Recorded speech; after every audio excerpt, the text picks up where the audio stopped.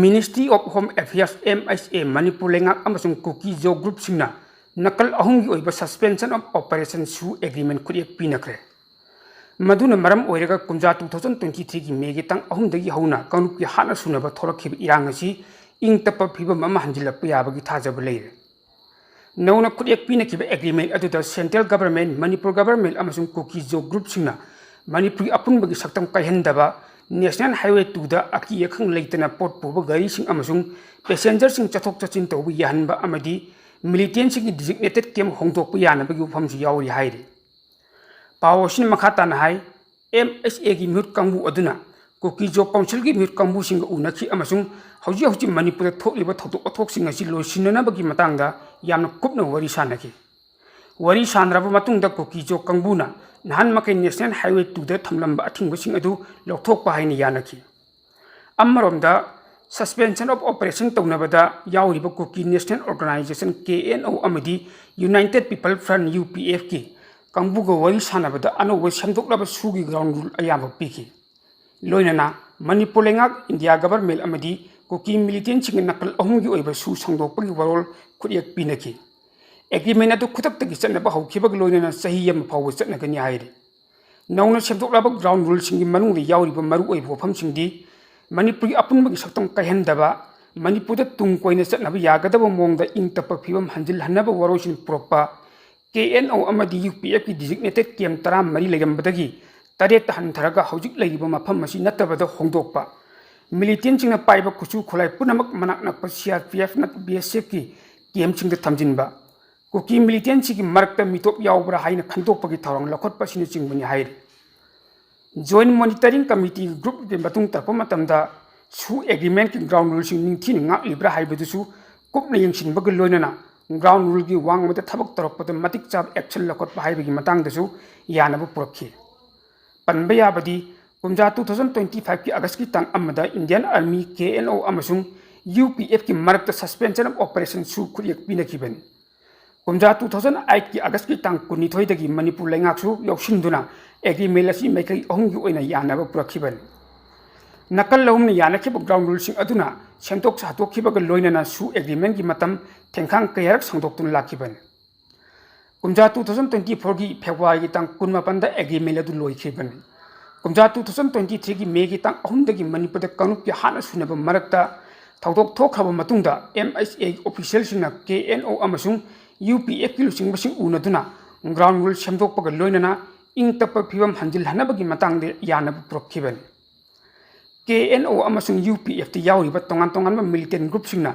Indian Constitution ngakna chatpaga loinana makhata na wari sandraga warosin ama prokpagi matangda su yanaba purakhi su agreement gi matung ina KNO amasung UPF na atai atopa khulai paiba lup amataga mari thamnadaba mihat mi pungi thong chathadaba mi phaba amasung lantum manghanbagi thong chathadaba haibagi matangdasu yanaba purakhi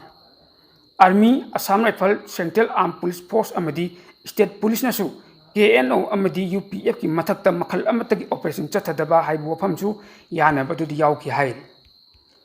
ningsingba yai Kuki militant group haibadi KNO UPF ki makhad operate tawriba kun mari rom asi represent tawduna ahan boina kumja 2005 ki August ki tang amada Government of India ga Government of Manipur ki yanaba suspension of operation su agreement sign tawraba matung militant group sing asigi represent tawriba KNO amasung UPF ki cadre singna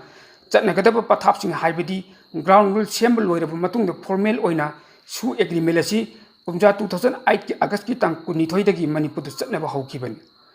adubu kumja 2023 ki May ki tang ahumda Manipur ki law and order ki phibam masi phachilaktabana maram oiraga su gi yanakhiba ground rule sing adu 2024 ki February ki tang kunmapan dagi satnan kidana thamlakhibani haina pawosin makhatar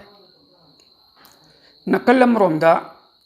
Kuki khulai paiba group sing da India government amasung Manipur government maikai ahungi oiba khuriak pinakhiba amasung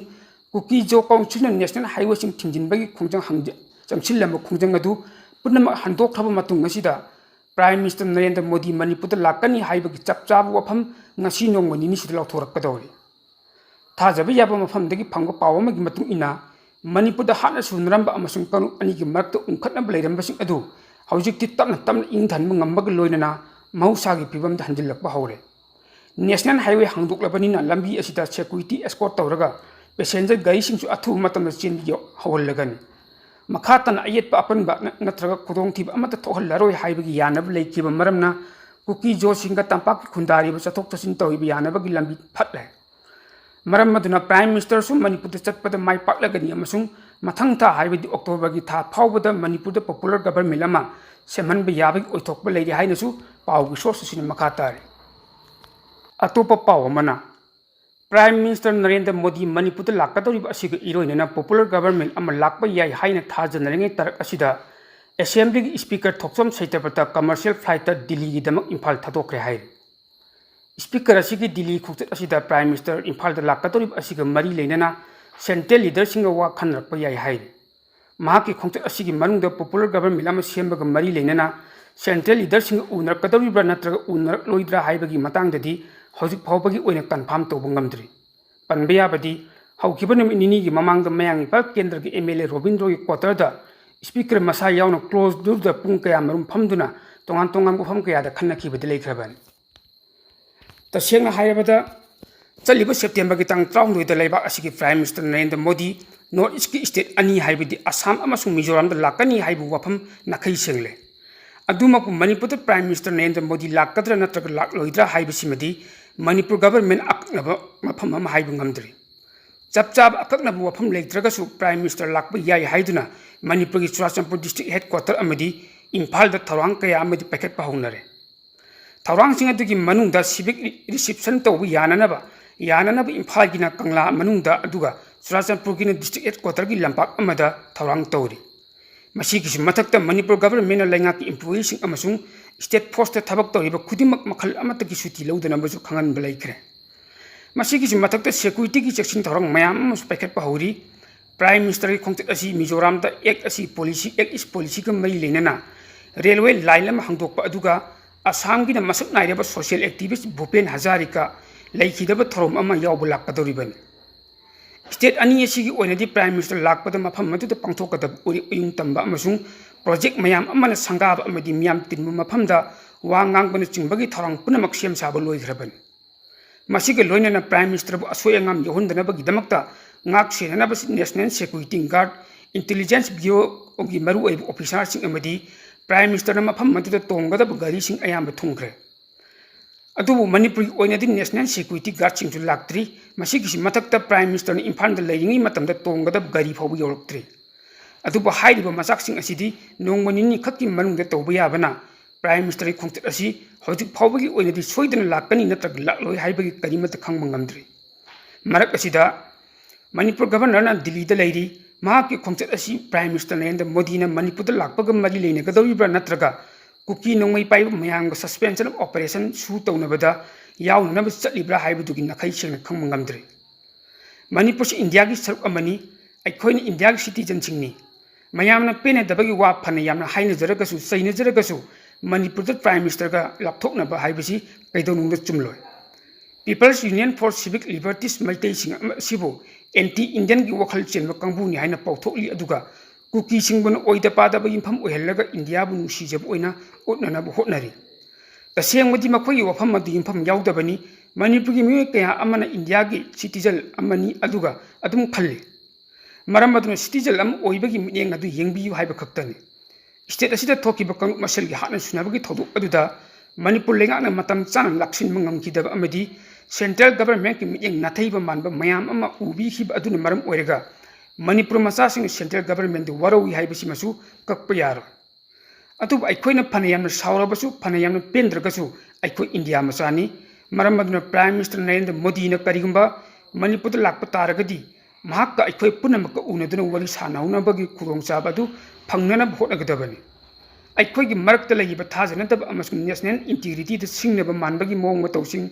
mahakna aikho gi mayai da leplaga wahi pareng ahum khaktang hairambadagi kanguki oiba hana sunabagi wakhalon punamak mathanta mangjagi gani sahi yaniga than mari mapung pharklab irang ngasida Manipur masa ayamba thamoida adukki mati wakhalol asisu central government khangba chumgan aikho su chokhat pami ing chikna lainingi chokhatna bu hotnabada Manipur gumba laida state di center gi ngaklo yamna mathau tai ngaklo adumangna aikho India masani haina khanmangam gadoribani मसीगिसु मथक्ता चही अनिगा था मरी रोंग इरांग असिदा Manipur economy सु तुमग्रे मसीबु हिंगत हनाबगी दमक्ता centre ने याम चाव special package अम पीबगिसु तंगाई फदबा लई मरम मदुना prime minister Narendra Modi ने मणिपुर लाक्पा हाइबसी अखोगी ओइनदि याम मरु ओय अखोगी पेंदबा अखोगी नुंगाइतब अमसु अखोगी अवाब पुनमक्सिंग असि मंगोंदा खंगनबगी तंगाई फदबा लई बीजेपी की एमएलए कुंथा तेन दिल्ली चतुना अमुक्तंग उनजगे हाइबा फावबा फंगलखिद्रबा मिसक अदुना अखोगी स्वाइद लाक्लगा तराम तराम तौबगी तंगाई फदबा लई मतांग असिदा पंजदिंग वफमदी प्राइम मिनिस्टर नरेंद्र मोदी ने कांगुप अनी की ममांगदा लेपलगा नखोई खतनबा यारोय पुन्ना लेमिनौ मणिपुर नखोई पुन्नमक्ति युमनी मणिपुर कैदौंगैदसु थुवाइरो हाइबु वहिसिदंग हाइबिरमलगदी नेशनल सिक्योरिटी अमसुंग कम्युनल हार्मोनी की मंगाल ओइगनी हाइबसी मयांगी थाजबन पाउसिगी सरकम ओइना मिडल ईस्ट के पाउ खर अपडेट तौजगे इजराइल मिलिटरी की माइकैदगी लानमी अमसुंग टेंगसिंग गजा सिटी के ख्वाइदगी चाउबा अर्बान एरिया अमदी मी ख्वाइदगी कुंगना ताबा मफम अम ओइरिबा शेख रदावन द संगसिलक्तुना मखोइन कंट्रोल तौननबगी पंदम अदुगी खोंथांग हेंगरले मदुग लोइनना मफम मदु लैबा मियोय कया अमसु मखाताना मफम होंबगी थबक लेप्तन चथनरी हाइरे मिलिटरी की माइकैदगी संगसिलक्लिबा खोंफमसिंग अदुना युम कया अमसु थुवाइकी लोइनना सही अनी हेन लंजेन अदुना टेन सारगा लैबा मियोय कया अमगी मफम अदुसु मखोइन तखाइगे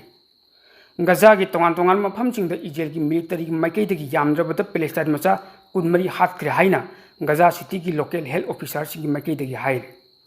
मफम मदुदा लैबा आंगांग मंगागी ममा ओइबी सही हुंफुरम सुरबी जाक्या समिनाना पाउगी एजेंसी अमदा फुंदोरखिबगी मतुंग इना करिगम इजराइल की मिलिटरी न गजा सिटी लौसिनना होटलिब असि लेबहंद्रबदी मखोई पुनमक सिबा याय हाइनसु मखाताना फुंदोरली हाइरे यूनाइटेड अरब इमिरेट ना इजराइल दा ngasi लेबाक अदुना पाइखलक्लिबा वेस्ट बैंक लौसिनबगी खोंथांग अदुना अबू धाबी की रेड लाइन ओइगनी हाइदुन अकनबो वार्निंग पीखरे इजराइल की खोंथांग अदुना लेबाक अनी की मरक्त अब्राहम एकोस्टा पीरिबा अफबा मरी को वखलोल अदु थुगाइबगी मोंगदा लाकनी हाइरे हौबदगी हौना अब्राहम एकोस अदुना पैलेस्टाइन की मियोइसिंग अदुबु मतेंग पीबा अमदी मखोइना इंडिपेंडेंट स्टेट अम ओइना मालेंग लेबाकसिंग की मनुंगदा चन्ननबगी वखलोल अदु सपोर्ट तौदुन लाक्लिबनी हाइना UAE की assistant minister for political affairs अमसुंग मिनिस्ट्री ऑफ फॉरेन अफेयर्स की इन्वॉय ओइरिबा लनानु सेबैना फोंदोरली अब्राहम एकोस की खोंफम मदु कुमजा 2020 दा लैखिबनी हजि फावबगी ओइनदि खोंफम मदु लेंबा लैत्रि हाइनसु पावोसिन मखा तारे